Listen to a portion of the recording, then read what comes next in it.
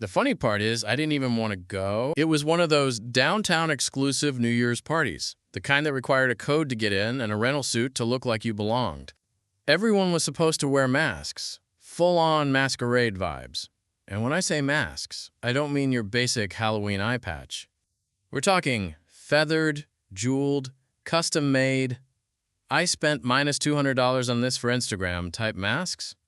I was talked into it by my best friend Julia, who had this big idea that we'd ring in the new year doing something iconic. Her words, not mine. "Come on, Dylan," she said, tossing a sleek black mask at me an hour before the Uber came. "It's the end of a shitty year. Let's make one good memory, just one." I didn't argue much after that. The party was being held in a penthouse above some luxury hotel downtown. By the time we arrived, the place was already buzzing. Everyone was drinking champagne and pretending they weren't freezing their asses off on the balcony. I stuck close to Julia, sipping something that tasted like spiked citrus water, trying to blend in with the crowd of stylish strangers. "You see him yet?" she asked after a while, eyes scanning the room. "Who?" She turned to me with a grin. "Brandon." Brandon was her friend's cousin. According to Julia, he was charming, single, and very much into guys. She'd shown me his Instagram a few weeks ago, and yes, I'll admit, the man was stupidly attractive. Clean jawline, soft eyes, tall. One of those guys who wore beanies and somehow made them look intentional. I rolled my eyes. I don't even know what he looks like in person. He's wearing a navy mask, said he'd be in a dark green blazer. That narrowed it down to approximately 12 people. "I'm serious," she added. "Go talk to him. It's New Year's. Don't overthink it. The plan is for you two to kiss at midnight." "It'll be cute," I groaned. "You planned my midnight kiss?"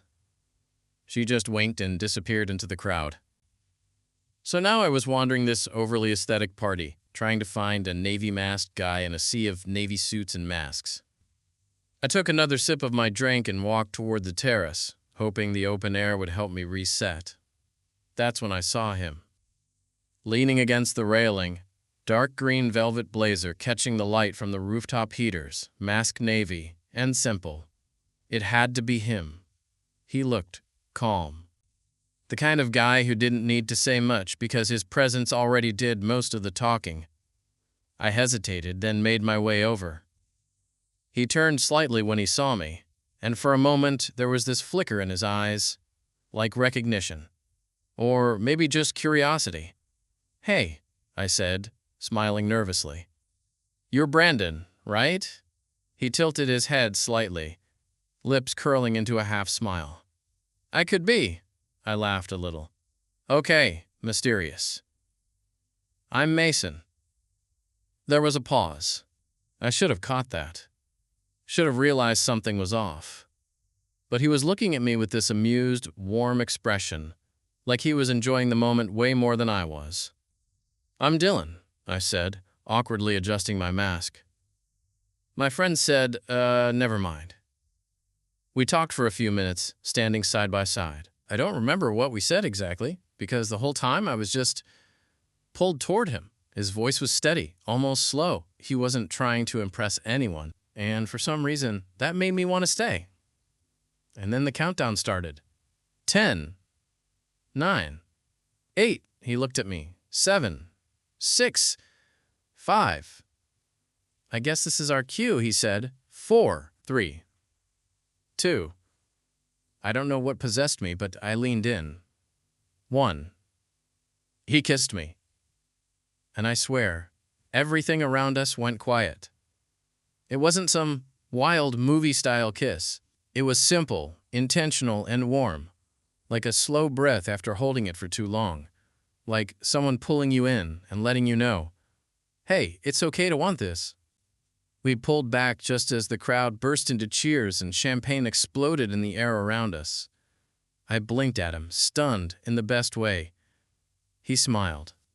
"I was supposed to kiss someone else," he said, almost like a confession. I laughed, breathless. So was I. It should have been awkward. Like run away and hide in the bathroom awkward. Instead, I found myself grinning like an idiot while Mason rubbed the back of his neck and glanced at the skyline like it held all the answers. The fireworks show had kicked off in full force behind us, but neither of us looked away from each other for long. "So?" I said, my voice still a little breathless. "Who were you supposed to kiss?" He let out a soft laugh. "A guy named Leo. My best friend knows him from work. Apparently, we have a lot in common." "And yet, here we are," I said. "Yeah." He looked at me again, really looked this time. Not mad about it, honestly. I felt a little heat rise to my face, and I turned to lean on the railing next to him. We stood like that for a few beats, close, but not touching, while the world behind us exploded in glittering color. The city looked different from up here, softer somehow. Or maybe that was just the champagne kicking in. "Were you really looking for Leo out here?" I asked. He hesitated. "Kind of. I was mostly just trying to get away from the noise inside. Crowds make me weirdly claustrophobic when I don't know anyone." "Same," I said, surprised. "Except I'm here because my best friend made me swear not to ghost this party like I do every other one." Mason laughed, and it was this warm, unguarded sound that made my chest ache in a way I didn't expect. "You don't seem like a ghoster." "Oh, I'm a professional. I've Irish exited everything from weddings to book clubs." His eyes lit up. "You were in a book club?" "Briefly. I didn't read any of the books." That got a real laugh out of him. Something about the way he looked at me made the air feel a little heavier. Not in a bad way, just charged. And then he said, "It's funny how this worked out. We were both supposed to kiss other people, and yet..." "And yet," I echoed. I don't know what made me say it, but I turned toward him and asked, "Do you want to get out of here? I mean, not like that. Just," I gestured toward the door, "somewhere quieter. Maybe less freezing." His lips twitched. "You're saying that even this rooftop with a 5-star view and $10 million in champagne isn't doing it for you?"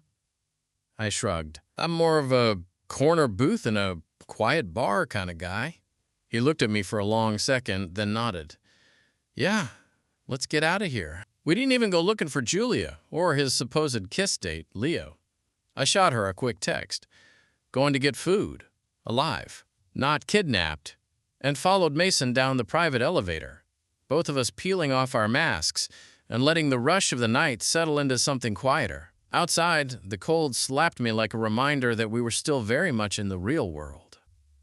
But it didn't matter because Mason turned to me and said, "There's a diner a few blocks from here. It's open late. You hungry?" "You had me at diner," I said, shoving my hands into my coat pockets as we started walking. The streets were oddly empty. Maybe because everyone was still partying. Or maybe because it was just late enough to feel like the city had exhaled. Our footsteps echoed off the pavement, and we walked in silence for a while, the good kind.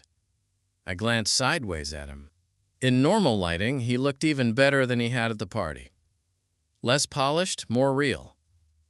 His hair was a little messy from the wind, his mask tucked under one arm, and he had this subtle dimple on his left cheek that only showed when he was deep in thought. "You ever do something like that before?" he asked suddenly. "What, kiss a stranger on a rooftop at midnight?" "Yeah. Nope, first time for everything." I paused. "You?" He shook his head. "Definitely not. I usually overthink everything." "That wasn't me tonight." "I'm glad it was," I said, the words out before I could stop them. He looked over, surprised. Not uncomfortable, just surprised. "Yeah, me too." We reached the diner, a chrome-plated throwback with neon signs still flickering even at 1 a.m., and slid into a booth near the window. The waitress didn't even blink at our semi-formal outfits, just handed us laminated menus and poured 2 mugs of coffee like she'd seen this 100 times before. Mason ordered pancakes. I got fries and a grilled cheese, because apparently I revert to childhood comfort food when I'm anxious. We talked about everything and nothing while we waited. Where we were from. What we did for work. He worked in UX design. I was a part-time copywriter and full-time procrastinator. Favorite movies, worst dates. It wasn't like an interview, it just flowed. "I actually wasn't supposed to be in town this week," he said between bites of pancake. "Was gonna spend New Year's in Tahoe with some friends, but my car crapped out and I couldn't find a rental. So you ended up kissing a stranger instead." He smiled. "I've had worse nights." There was something comforting about him. Maybe it was the way he talked. Measured, not trying too hard. Or maybe it was the fact that he made me laugh without pushing for attention. It felt easy. Familiar, even though I barely knew him. After we finished eating, neither of us moved to leave. The booth felt like a pocket of safety, like we'd pressed pause on the outside world. "What happens now?" I asked, mostly to myself. He looked at me. "Now?" "Yeah. I mean, you were supposed to kiss Leo. I was supposed to kiss Brandon. This whole night was one big crossed wire." He leaned back, thinking. Maybe it wasn't a crossed wire. Maybe it was just a reroute. I stared at him. "You ever use GPS?" he asked. "Of course you have. You know when you miss a turn and it just finds another way?" "Yeah," I said slowly. "That's what this feels like I missed a turn, but it led me here." I didn't know what to say to that. My chest was doing that thing it does when something important is happening, and I haven't caught up yet. "So what if we follow the reroute?" he asked. I blinked. "You mean like tonight?" He shook his head, soft smile tugging at his lips. "I mean, after tonight." And just like that, I knew. This wasn't just a one-night mistake. I don't remember the walk back to Mason's place as much as I remember the silence between us. Not the awkward kind. The good kind. The kind of silence that feels intentional, almost necessary, like we were both trying not to ruin the shape of what had just happened. I didn't even plan to go back with him. Not because I didn't want to, but because that wasn't how I did things. I wasn't the type to leave a party with a stranger, let alone one who kissed me under fireworks by accident. But Mason wasn't just a stranger anymore. And maybe it hadn't been a mistake after all. He lived in a converted brownstone, a few subway stops from the diner, but we ended up walking most of the way. The city had emptied out in that strange post-midnight calm, like it had exhaled after holding its breath all year. By the time we got to his building, my cheeks were wind-burnt and my hands were stuffed deep into my coat pockets, but I wasn't ready to say goodbye. He glanced at me as we climbed the front steps. "You can come up if you want." The way he said it wasn't loaded. It wasn't some unspoken code. It was an open door, gentle, unassuming. He wasn't asking for more than I was willing to give. "Yeah," I said. "I'd like that." His apartment was simple. Clean lines, muted tones. The kind of place that looked like it had been carefully curated, not because he was trying to impress anyone, but because he just liked things the way he liked them. There was a vinyl record player in the corner, a framed poster of some French film I couldn't pronounce, and a pile of books on the coffee table that didn't look like they'd been staged for guests. He offered me a glass of water, then threw on some music, low instrumental stuff, and we sat on his couch, facing each other, legs crossed. "I still feel like I crashed into your night," I said. "You didn't," he replied. "I mean, technically I was standing still when you walked into mine." I laughed. "Okay, fair." He sipped his water, then looked at me carefully. "Can I ask you something?" "Shoot. Did you feel something when we kissed?" The question hit me in the chest harder than I expected. I didn't know how to answer it right away, because, yeah, I had felt something, but it wasn't simple. It wasn't just the kiss. It was the way I had immediately felt seen in a way that didn't happen often. Like some strange part of me had been waiting for that moment without realizing it. "I did," I said quietly. "Did you?" He nodded. "Yeah." That's the part that's messing me up, because I didn't expect to. I tilted my head. "You weren't looking for this?" He hesitated. "Not really. I've been single a while. I've dated, sure, but nothing that made me want to slow down and actually look at someone, you know?" I nodded, because I did know. Too well, actually. "I think we both skipped the part where we pretend not to care," I said. He smiled at that. "Yeah, I suck at pretending." I watched him for a second. The way his fingers tapped lightly against his glass. The way his knee bounced ever so slightly when he was thinking too hard. And the thing was, I liked it. I liked all of it. Not just the kiss, or the night, or the story this would eventually become, but him. The way he was when he wasn't trying to impress me. He set his glass down and leaned forward slightly, elbows on his knees. "You know what's weird?" he said. "What?" "I keep thinking how, if I hadn't been on that balcony at the exact moment you walked up, none of this would have happened." I didn't respond right away. There was a part of me that wanted to joke. to lighten the weight of his words. But I didn't, because I felt it too. That strange, scary thought that some moment had shifted things. And now here we were, sitting in someone's living room at 2 a.m., wondering what the hell to do next. "I'm glad you were there," I said. His eyes softened. "Yeah, me too." And then he kissed me again. It was slower this time. Not hesitant, but deliberate. He leaned in like he was sure, like we both were. And when his lips met mine, it felt like we weren't rushing anything, like we were finally catching up to a moment that had been waiting for us all night. We pulled apart and he rested his forehead against mine. "I don't want to mess this up," he said. "You're not," I whispered. "We didn't sleep together that night. Not in the way people expect." We curled up on his couch under a throw blanket, barely touching, just talking in the half-dark until sleep crept in. I think I dozed off for a bit. I remember waking up with his hand near mine, not holding it, just close enough to feel. The next morning, I woke to the smell of coffee and the quiet sound of vinyl crackling. He was in the kitchen, hair slightly tousled, wearing a hoodie and sweatpants. The casual, just-woke-up version of Mason was somehow even more attractive than the velvet blazer and navy mask. "Morning," he said, handing me a mug. "Hope you like it strong." I took a sip. Perfect. We didn't rush. There was no awkward goodbye or so what now speech. It just felt easy, comfortable. We sat by the window, watching the city slowly come alive again, the sky pale and wide. "Do you think we'll see each other again?"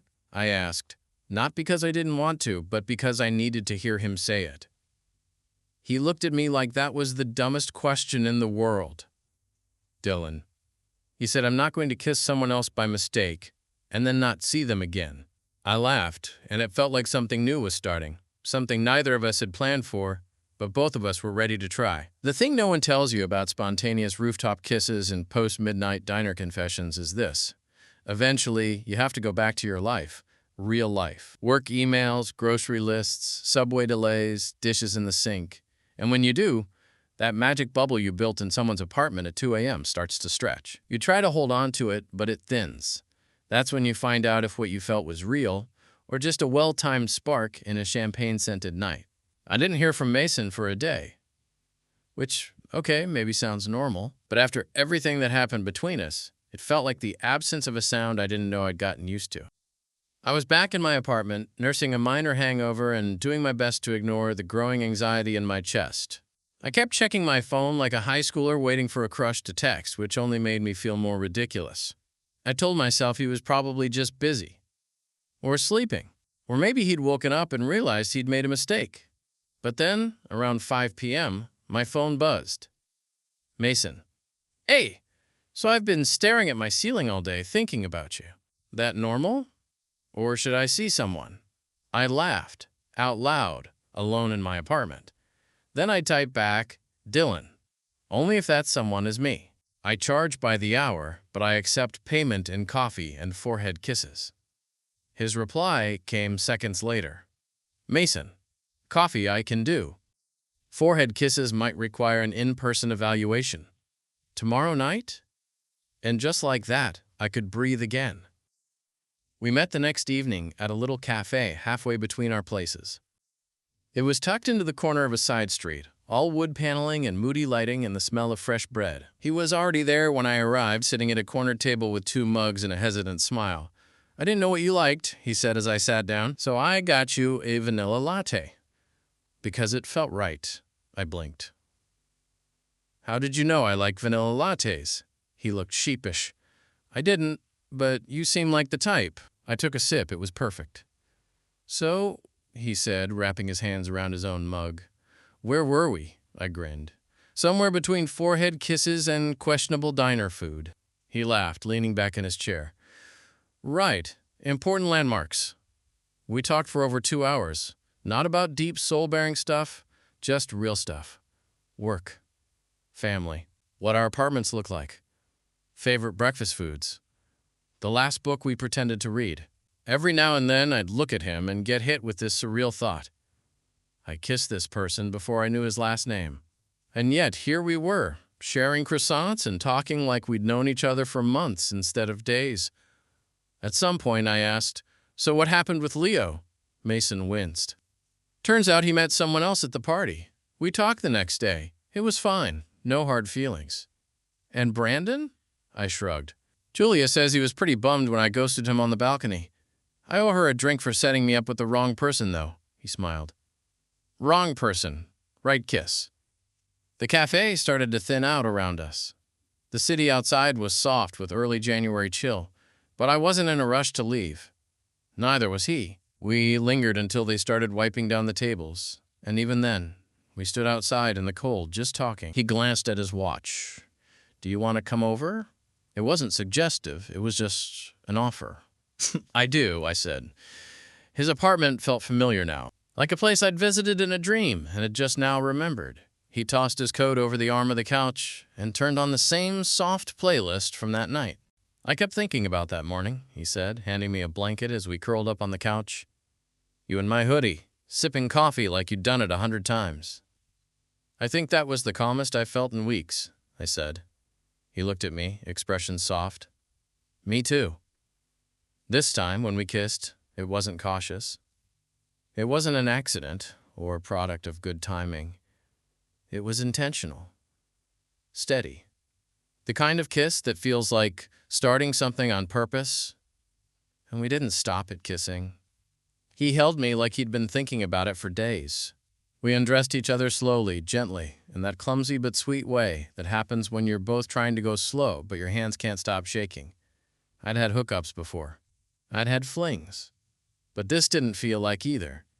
This felt like two people trying to make something real out of something unexpected. Afterward, we lay in his bed in the dim light, our legs tangled, his hand tracing slow lines along my shoulder. I don't do this, he murmured. Me neither, I said. He was quiet for a moment, then added, I think I want to, though. With you. And just like that, I felt it again. That thing.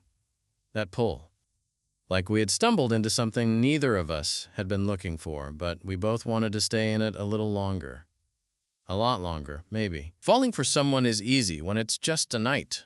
When it's fireworks and rooftop kisses, half-drunk laughter, and the buzz of something new.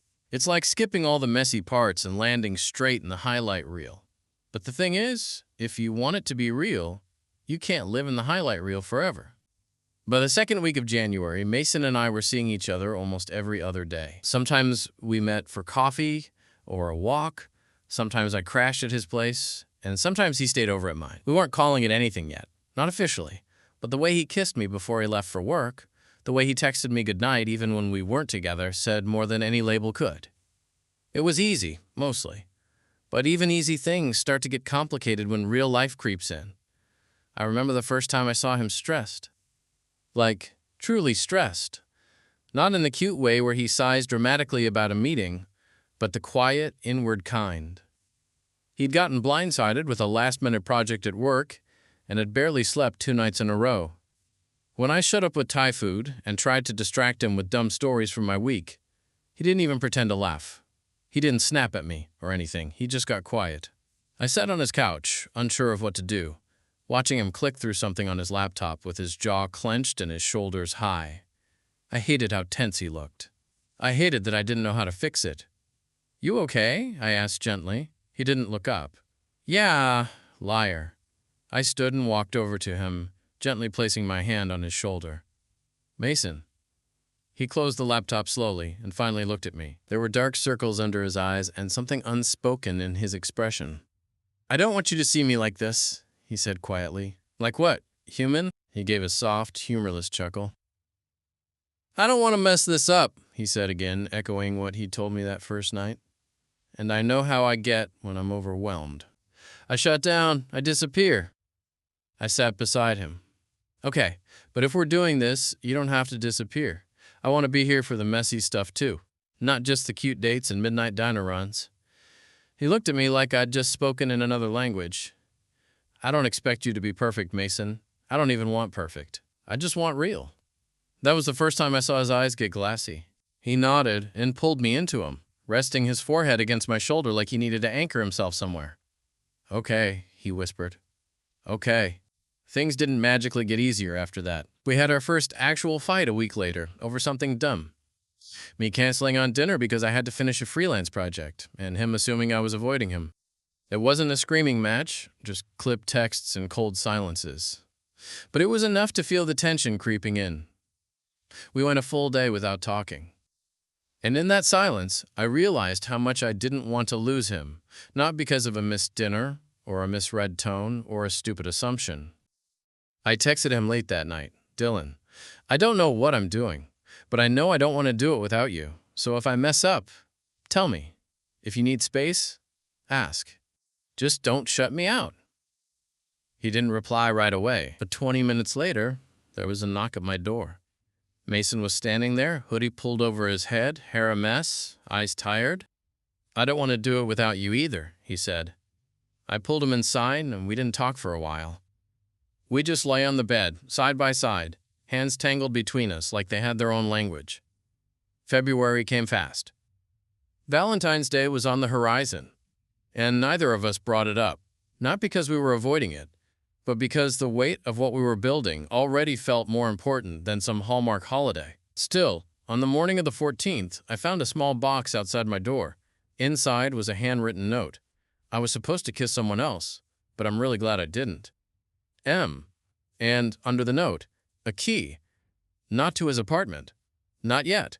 But to the front door of his building. A gesture that said, "You belong here," even if we weren't ready to call it home. We never told the full story to our friends. Julia knew the broad strokes, and I'm sure Leo eventually pieced it together. But that night on the rooftop, the kiss, that was ours. Our glitch in the matrix. Our rerouted path. Our spark that didn't fade when the fireworks stopped. What started as a mistake had become the most honest thing in my life. And yeah, sometimes I still think about how easily I could have missed it. How one different choice would have meant I kissed a stranger and left without a story. But instead, I kissed the wrong guy. And somehow, that turned out exactly right. The first time Mason used the word boyfriend, we weren't even together. Not like together. I mean, yes, we'd been seeing each other for nearly 2 months at that point. We'd survived our first real fight, swapped keys, and half of my stuff had quietly migrated to his apartment without either of us formally acknowledging it. But we hadn't defined it. No labels. No DTR talk. We were in that unspoken limbo where everything feels like a relationship, but neither of you wants to be the one to bring it up first in case the other panics and disappears. So naturally, he slipped and said it completely by accident. We were at a housewarming party for one of his coworkers. This guy James, who Mason swore he barely knew, but who greeted him with a suspiciously long hug when we arrived. The apartment was full of well-dressed strangers drinking wine and talking about client portfolios and ski weekends, and I felt completely out of place.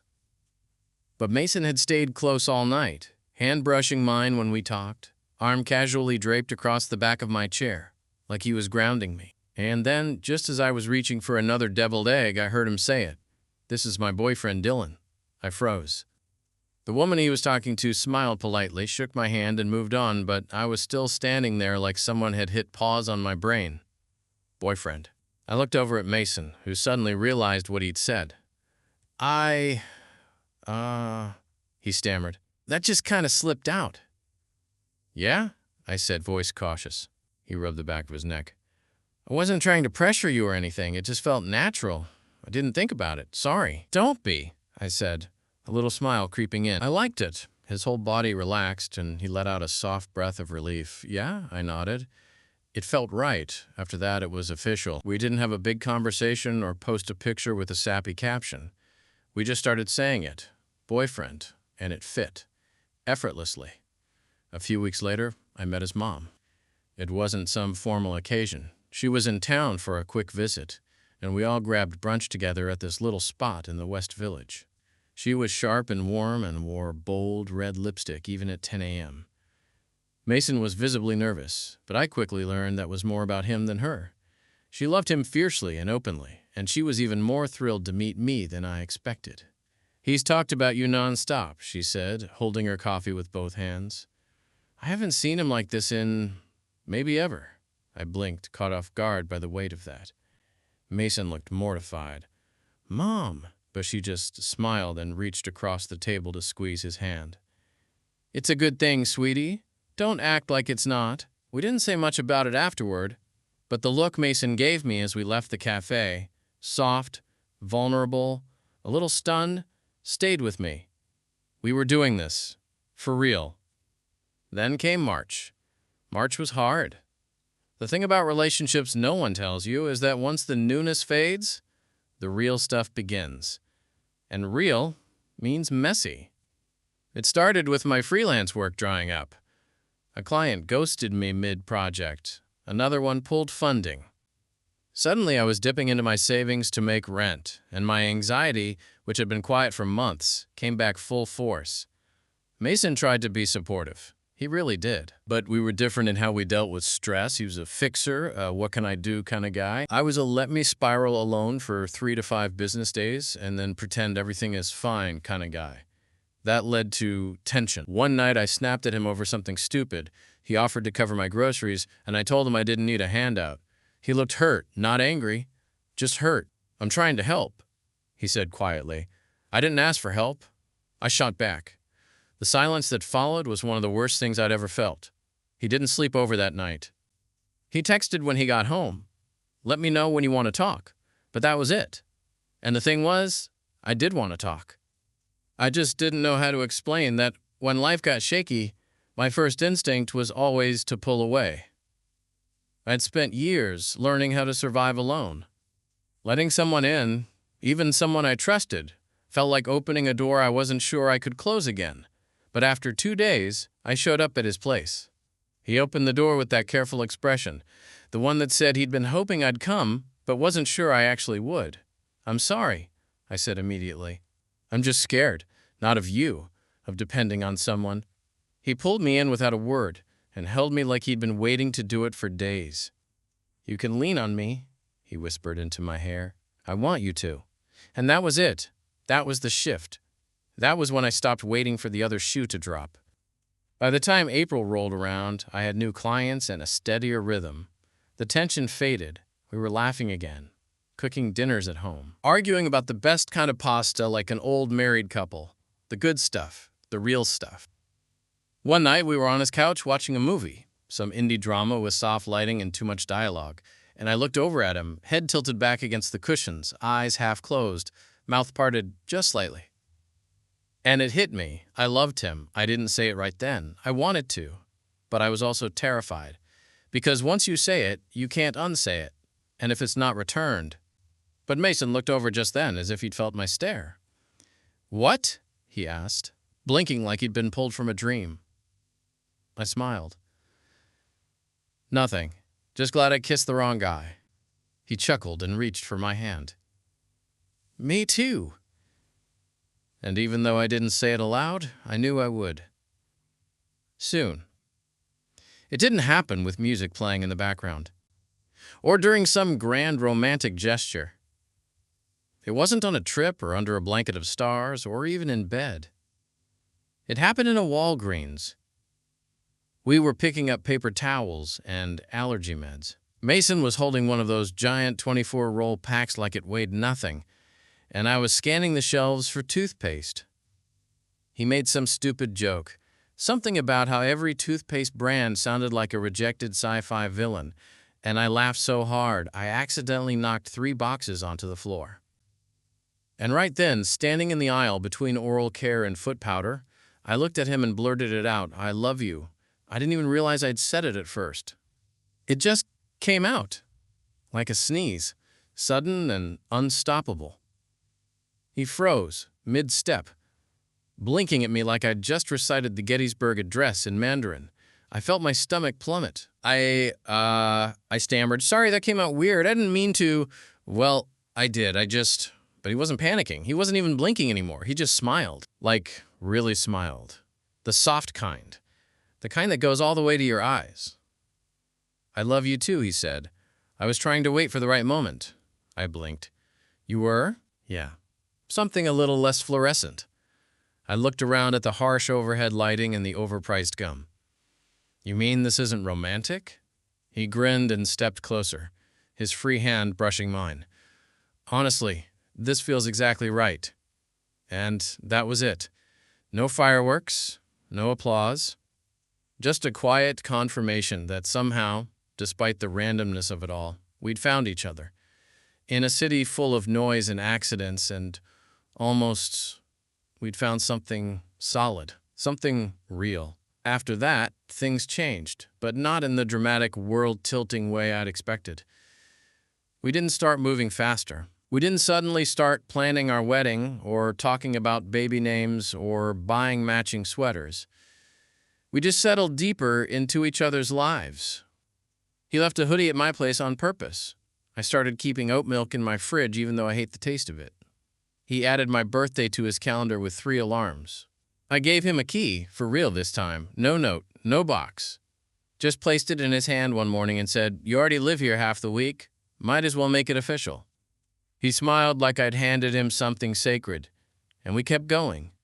There were more bumps, more fights, more nights spent talking until 2 a.m. because one of us couldn't sleep. But through it all, we kept showing up, kept choosing each other, because that's what love turned out to be. Not a moment, but a series of small ones.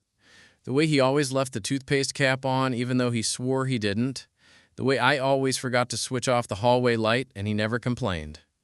The way we both somehow always wanted Thai food on the same night. And then, on the anniversary of the party, New Year's Eve, 1 year later, we went back to the rooftop. Same venue, same skyline, different story. We didn't dress up, no masks. Just the two of us, standing where it all started, holding plastic champagne flutes and laughing about how stupidly cold it was again. "I still can't believe you thought I was Leo," I said, nudging him. "I can't believe you thought I was Brandon." "I didn't even like Brandon. I didn't even like Leo." We both cracked up, and then, mid-laugh, he leaned in and kissed me. Not like the first time. Slower, deeper, like he was sealing something. "Best mistake I've ever made," he whispered against my mouth. The countdown began behind us. Somewhere in the crowd we deliberately avoided. 10, 9, 8. We didn't move. 7, 6, 5. His hand found mine. 4, 3, 2. He looked at me, eyes crinkling, soft and sure. 1. He kissed me again. And just like that, the new year began. Not with a resolution, not with a wish, but with a promise. Sometimes I think about how close I came to walking right past him that night, if I'd gone to the other side of the terrace. If I hadn't been running late, if Logan, remember Logan, had actually held my attention for more than 15 minutes. I could have kissed someone else. I was supposed to, and none of this would have happened. No diner pancakes at 2 a.m., no coffee shop dates where we learned each other's favorite orders. No fights over stupid things that somehow brought us closer. No "I love you" in the middle of Walgreens. No Mason. But the thing is, life doesn't always give you neon signs and dramatic music and clear instructions. Sometimes it just hands you a half-second window and a choice you don't even realize you're making. And if you're lucky, that choice changes everything. A year after that rooftop kiss, Mason and I moved in together. It wasn't planned, really. We just started noticing that I hadn't been to my place in over a week, and his cabinets mysteriously had my favorite cereal, and he knew which drawer my phone charger lived in without asking. So we did it. Signed the lease on a 1-bedroom with a crooked hallway and the worst water pressure in the world. Painted the walls ourselves. Argued over where the couch should go.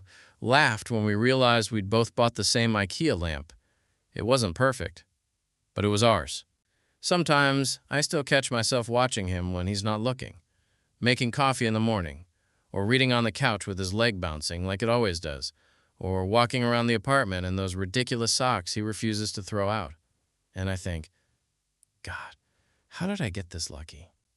Because I wasn't looking for love that night. I was looking for a way to not feel alone. And I found something better.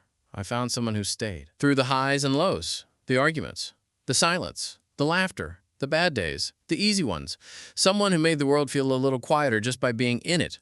And all because of a kiss that wasn't meant for me. So yeah, maybe I was supposed to kiss someone else. But I'm really, really glad I didn't.